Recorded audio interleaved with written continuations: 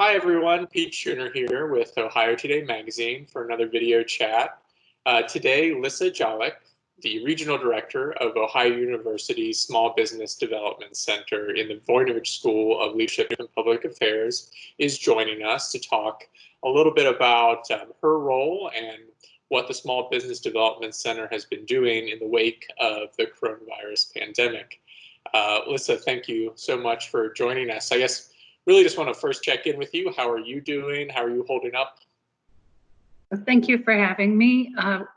I'm holding up pretty good. This work from home situation I'm very productive. And I have a beautiful view. So I've been holding up quite well. Good. So as I'm sure you can imagine. Yeah.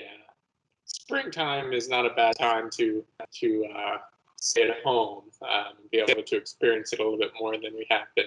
But I know things have changed a lot for you with the work you do in the Small Business Development Center. I wonder if you could first give us just a brief overview. What is the Development Center all about? Who do you serve? Sure. So the Small Business Development Center at Ohio University, we provide no-cost assistance to both existing and startup businesses. A lot of people, when they hear Small Business Development Center, they think that we are only here to help startups, and that can't be furthest from the truth. We strive to have 50 to 60% of our counseling hours with existing businesses, which allows us a lot of capabilities to impact our business community. And we also provide a full gamut of trainings. Trainings ranging from social media, fiscal wellness being our profit mastery class, QuickBooks, Excel, things that are just targeting to our business community.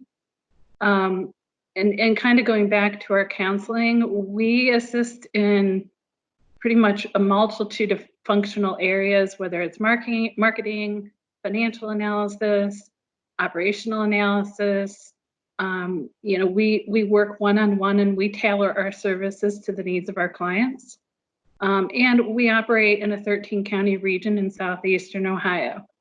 So we have a large geographic range that we're covering, which can create obstacles, if you will. If you know of the kind of the infrastructure within South Ohio, it's not exactly easy to get to one place to another. But we do a fantastic job. In 2018, we were recognized as the top SBDC in SBA Region 5, which is 6 states. So we do a really good job with what we're dealing with. Absolutely. And I'm sure, like I said, that the nature of what you've been doing maybe has changed quite a bit in the wake of the pandemic.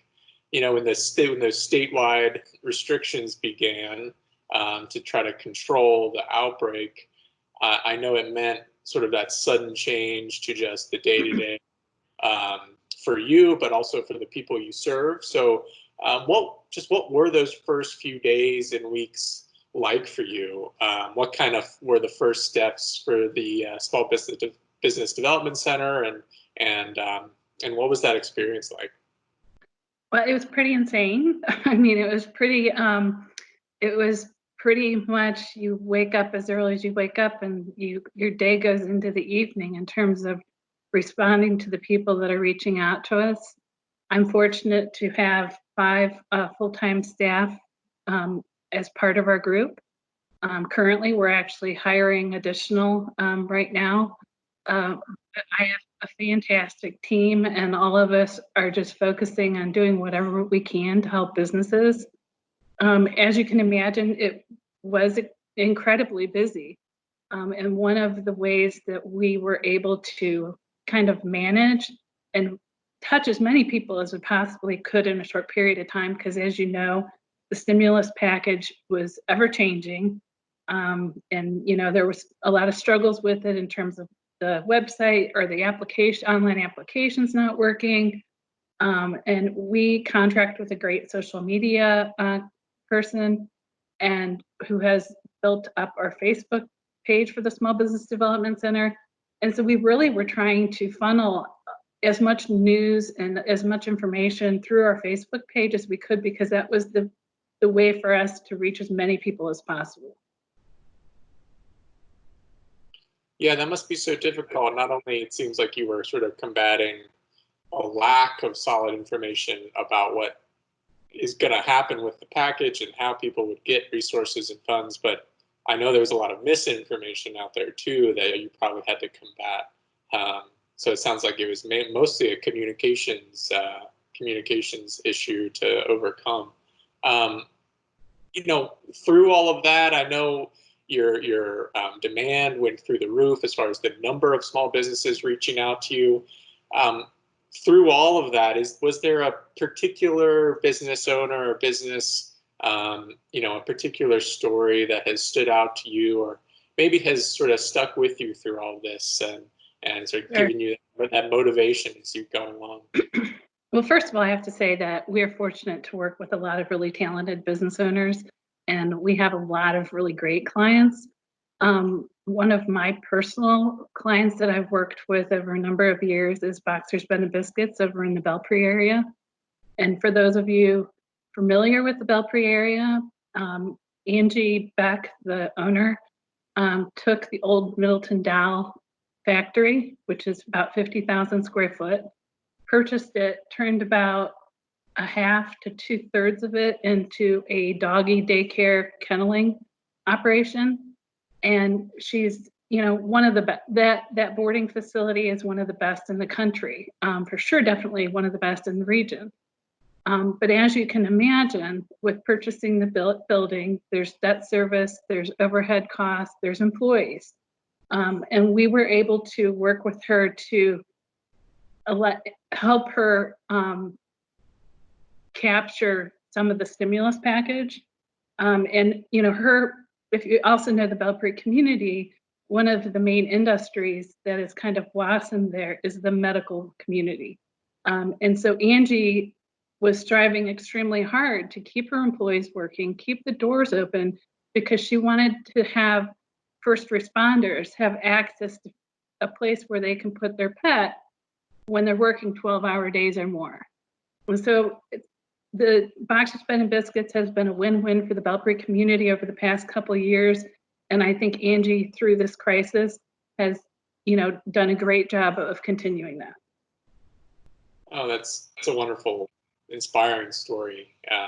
Thank you for sharing. I can tell you that my dogs don't want to come home after I take them there. They absolutely love it because they get to meet all these friends and play, and they come back and they just conk out because they're so tired from playing all the time. They keep them busy.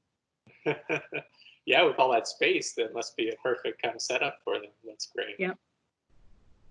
So what advice might you have for those who might be watching, you know, who they themselves might even be small business owners trying to sort of navigate these uncertain times? I think, to me, the most important thing, you know, I think the people that will be watching this are from all over. And the important thing to understand is that the Small Business Development Center is located in every state in the country. So first of all is to reach out to your Small Business Development Center and identify what resources they have, what they can do to assist you. And then there's other resources available too, like our entrepreneurial signature program within the state of Ohio has Tech Growth.